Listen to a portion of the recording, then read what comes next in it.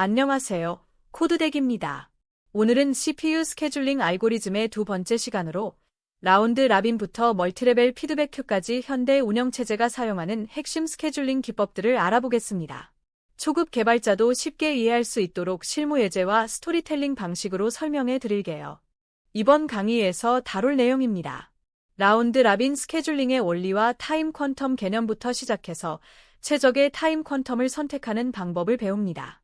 그 다음 프라이오러티 스케줄링과 기하 문제 해결책인 에이징을 살펴보고 멀티레벨 큐와 MLF 큐의 고급 스케줄링 기법을 이해합니다. 마지막으로 리눅스와 윈도우즈가 실제로 사용하는 스케줄러를 알아보겠습니다. 라운드 라빈은 모든 프로세스에게 동일한 시간만큼 CPU를 사용할 기회를 주는 공정한 스케줄링 방식입니다.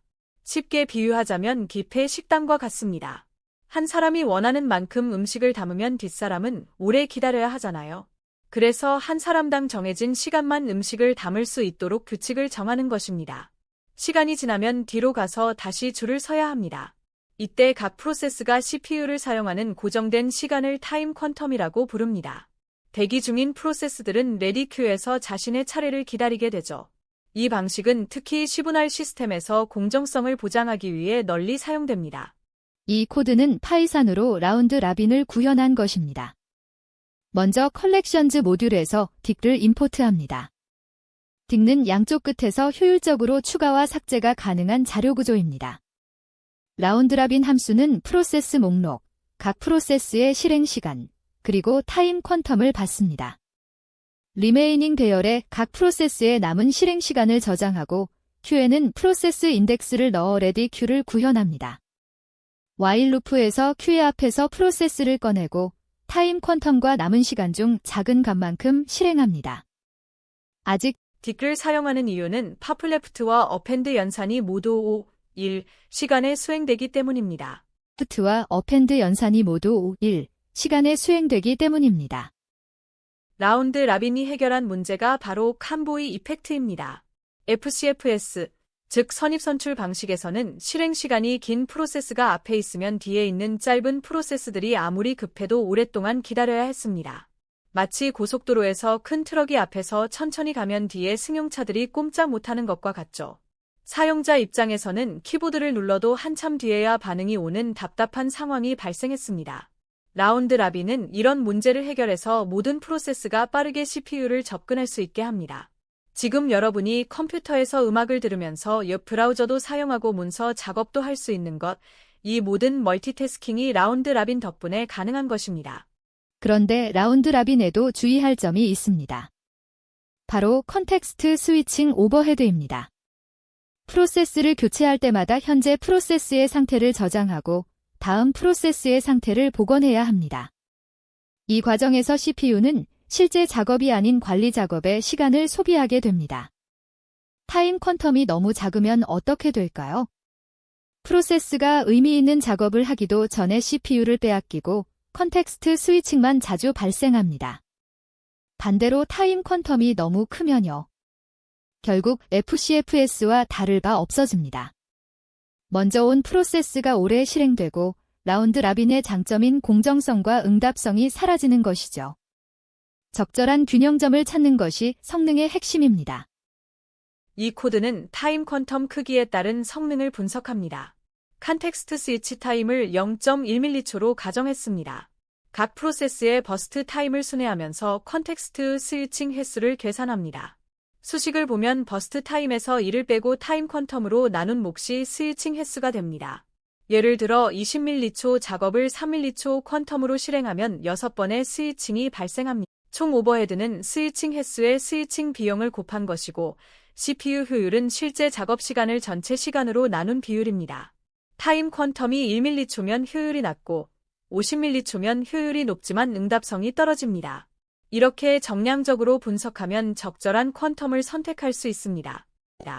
그렇다면 최적의 타임 퀀텀은 얼마일까요? 일반적으로 10에서 100m초 사이로 설정합니다. 경험적으로 컨텍스트 스위칭 시간의 10배 이상으로 설정하는 것이 좋습니다. 만약 컨텍스트 스위칭에 0.5m초가 걸린다면 타임 퀀텀은 최소 5m초 이상이어야 효율적입니다. 또한 대부분의 프로세스, 약 80% 이상이 하나의 타임 퀀텀 내에 작업을 완료할 수 있는 크기가 이상적입니다. 이렇게 하면 불필요한 컨텍스트 스위칭을 줄이면서도 응답성을 유지할 수 있습니다. 실제 운영체제에서는 이 값을 시스템 특성에 맞게 조정합니다. 이제 프라이오리티 스케줄링을 살펴보겠습니다. 각 프로세스에 우선순위를 부여하고 높은 우선순위의 프로세스를 먼저 실행하는 방식입니다. 응급실을 생각해보세요. 단순 감기 환자보다 심장마비 환자가 먼저 치료받아야 합니다. 마찬가지로 시스템 프로세스가 일반 사용자 프로세스보다 먼저 실행되어야 하는 경우가 있죠. 우선순위에는 두 가지 종류가 있습니다. 정적 우선순위는 프로세스 생성 시 결정되어 실행 중 변하지 않습니다. 동적 우선순위는 상황에 따라 조정될 수 있습니다. 참고로 대부분의 시스템에서 우선순위 숫자가 낮을수록 높은 우선순위를 의미합니다. 이 코드는 프라이오리티 스케줄링을 힙 자료 구조로 구현한 것입니다. 파이썬의 힙훅 모듈을 사용합니다. 각 프로세스는 우선순위, 도착시간, 이름, 버스트 타임을 가집니다. 튜플의 첫 번째 요소가 우선순위이므로 힙훅은 자동으로 우선순위가 낮은, 즉 높은 우선순위인 프로세스를 먼저 꺼내줍니다. while 루프에서 힙프파프로 가장 높은 우선순위 프로세스를 꺼내고 도착 시간을 고려해서 현재 시간을 조정한 뒤 버스트 타임만큼 실행합니다. 힙을 사용하면 프로세스 선택이 O, 로그 N 시간에 가능해서 효율적입니다. 이것이 프라이오리티 스케줄링의 기본 구현입니다. 하지만 프라이오리티 스케줄링에는 심각한 문제가 있습니다. 바로 스타어베이션, 기하 현상입니다. 높은 우선순위 프로세스가 계속 들어오면 낮은 우선순위 프로세스는 영원히 실행되지 못할 수 있습니다. 1973년 MIT에서 IBM 7094를 종료할 때 1967년에 제출된 낮은 우선순위 프로세스가 아직 대기 중인 것을 발견했다는 유명한 일화가 있습니다. 무려 6년을 기다린 것이죠. 이 문제를 해결하는 방법이 에이징입니다. 에이징은 대기 시간에 따라 우선순위를 점진적으로 높여줍니다. 예를 들어 1초 대기할 때마다 우선순위를 1씩 올려주면 오래 기다린 프로세스도 결국 실행 기회를 얻게 됩니다. 공정성과 우선순위 사이의 균형을 맞추는 것이죠. 이제 더 발전된 형태인 멀티레벨 큐를 알아봅시다. 프로세스의 특성에 따라 여러 개의 독립적인 큐로 분리하는 방식입니다. 시스템 프로세스, 대화형 프로세스, 배치 프로세스가 각각 다른 큐에서 관리됩니다. 각 큐는 자체의 스케줄링 알고리즘을 가질 수 있습니다. 예를 들어 대화형 프로세스가 들어가는 전경 큐는 라운드 라빈을 사용해서 빠른 응답성을 제공하고 배치 프로세스가 들어가는 후경 큐는 FCFS를 사용해서 처리량을 최적화합니다. 마치 공항에서 비즈니스 클래스와 이코노미 클래스가 다른 줄에서 탑승하는 것과 비슷합니다. 이 코드는 멀티레벨 큐의 기본 구조를 보여줍니다. 딕셔너리로 3개의 큐를 관리합니다. 시스템 큐는 최고 우선순위로 운영체제 관련 프로세스가 들어갑니다. 인터랙티브 큐는 중간 우선순위로 사용자와 상호작용하는 프로세스가 들어갑니다. 배치 큐는 낮은 우선순위로 백그라운드 작업이 들어갑니다. 타임 슬라이시즈는 각 큐에 할당되는 CPU 시간 비율입니다. 시스템 큐가 80%, 대화형이 15%, 배치가 5%를 받습니다. 애드 프로세스 메서드는 프로세스를 적절한 큐에 추가합니다. 이렇게 프로세스 유형별로 분리하면 각각의 특성에 맞는 최적화가 가능합니다. 멀티레벨 큐에서 큐 사이의 스케줄링은 두 가지 방식이 있습니다. 첫 번째는 고정 우선순위 방식입니다.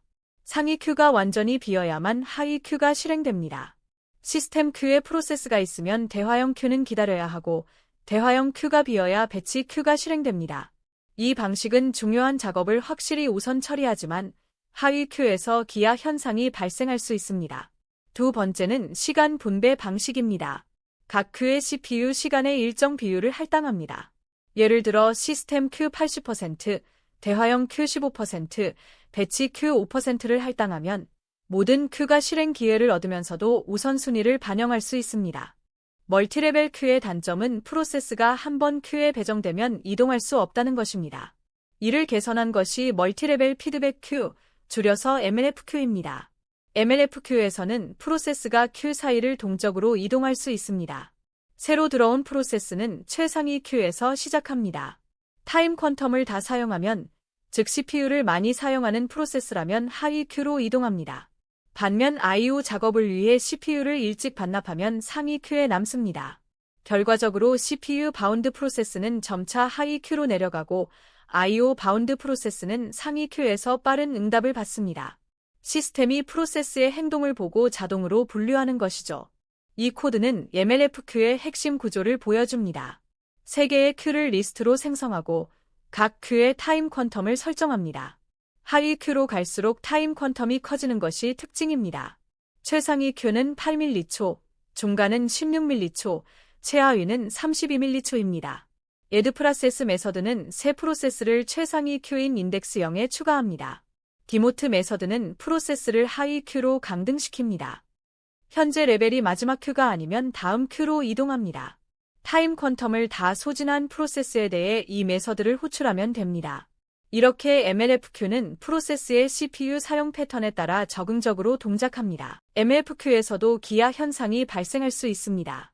상위 큐에 프로세스가 계속 들어오면 하위 큐는 실행 기회를 얻지 못합니다. 이를 방지하기 위해 프라이오리티 부스트라는 기법을 사용합니다. 일정 주기마다, 예를 들어 1초마다 모든 프로세스를 최상위 큐로 이동시킵니다. 이렇게 하면 낮은 큐에 오래 머문 프로세스도 다시 최상위 큐에서 시작해서 공정하게 CPU를 받을 수 있습니다. 또한 CPU 바운드 프로세스가 I/O 바운드로 바뀌는 경우에도 적절히 대응할 수 있습니다.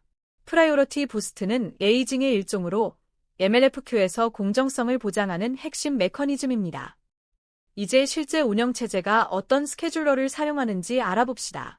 리눅스의 컴플리트리 페어 스케줄러는 이름처럼 완전한 공정성을 목표로 합니다. 각 프로세스에게 가상 런타임을 부여하는데 이는 프로세스가 실제로 CPU를 사용한 시간을 기반으로 계산됩니다. 스케줄러는 가상 런타임이 가장 낮은 프로세스, 즉 가장 적게 실행된 프로세스를 다음에 실행합니다. 레드블랙 트리를 사용해서 이 선택을 O, log n 시간에 수행합니다. 프로세스의 NIC 값으로 가중치를 조절할 수 있어서 낮은 NIC 값을 가진 프로세스는 더 많은 CPU 시간을 받게 됩니다. 이 코드는 CFS의 핵심 개념을 보여줍니다. Calculate Runtime 메서드는 실제 런타임을 가상 런타임으로 변환합니다. 수식을 보면 실제 런타임의 가중치의 역수를 곱합니다. NIC 값이 낮으면 가중치가 높아지고 가상 런타임 증가가 느려져서 더 오래 실행됩니다. 반대로 NIC 값이 높으면 가중치가 낮아지고 가상 런타임이 빠르게 증가해서 빨리 선점당합니다. Select Next 메서드는 가상 런타임이 가장 낮은 프로세스를 선택합니다. 실제 구현에서는 레드블랙 트리를 사용해서 이 연산을 효율적으로 수행합니다. CFS는 이렇게 간단하면서도 공정한 스케줄링을 제공합니다. 윈도우즈는 프라이오리티 기반 스케줄러를 사용합니다. 32개의 우선순위 레벨을 가지고 있는데 16에서 30일까지는 실시간 클래스로 시스템 핵심 작업에 사용됩니다. 1에서 15까지는 일반 클래스로 대부분의 사용자 프로세스가 여기에 속합니다. 0은 시스템 유휴 프로세스 전용입니다. 윈도우즈의 특징은 동적 우선순위 부스트입니다. 사용자가 현재 사용 중인 포그라운드 창의 프로세스는 우선순위가 일시적으로 높아집니다. 이를 통해 사용자가 상호작용하는 프로그램의 응답성을 높입니다. 키보드나 마우스 입력을 받은 프로세스도 부스트를 받아서 빠르게 반응할 수 있습니다. 지금까지 배운 스케줄링 알고리즘들을 비교해 봅시다. 라운드 라빈은 공정성과 응답성이 뛰어납니다. 모든 프로세스가 동등하게 CPU를 사용하고 어떤 프로세스도 오래 기다리지 않습니다. 시분할 시스템의 기본이 되는 알고리즘이죠. 프라이오리티 스케줄링은 긴급하거나 중요한 작업을 우선 처리할 수 있습니다. 하지만 에이징 없이는 기하 현상의 위험이 있습니다. MLQ는 프로세스 특성별로 최적화된 스케줄링이 가능하지만 큐 간 이동이 없어서 유연성이 떨어집니다. MLFQ는 프로세스 행동에 따라 적응적으로 동작하며 가장 유연하고 실용적인 알고리즘입니다. 현대 운영체제 대부분이 MLFQ의 변형을 사용합니다. 마지막으로 실전 팁을 정리해 드리겠습니다. 타임 퀀텀은 10에서 100m초 사이로 설정하세요. 컨텍스트 스위칭 시간의 최소 10배 이상이어야 효율적입니다. 프라이오리티 스케줄링을 사용할 때는 반드시 에이징을 함께 적용해서 기하 현상을 방지하세요. 실제 시스템에서는 단일 알고리즘보다 MLFQ처럼 여러 기법을 조합한 복합 스케줄링을 사용합니다. 각 알고리즘의 장단점을 이해하고 상황에 맞게 선택하는 것이 중요합니다. CPU 스케줄링은 운영체제의 핵심이자 시스템 성능을 결정하는 중요한 요소입니다. 이것으로 CPU 스케줄링 알고리즘 두 번째 강의를 마칩니다. 라운드 라빈의 공정성, 프라이오리티의 우선 처리, MLQ의 분류 체계, MLFQ의 적응성까지 살펴보았습니다.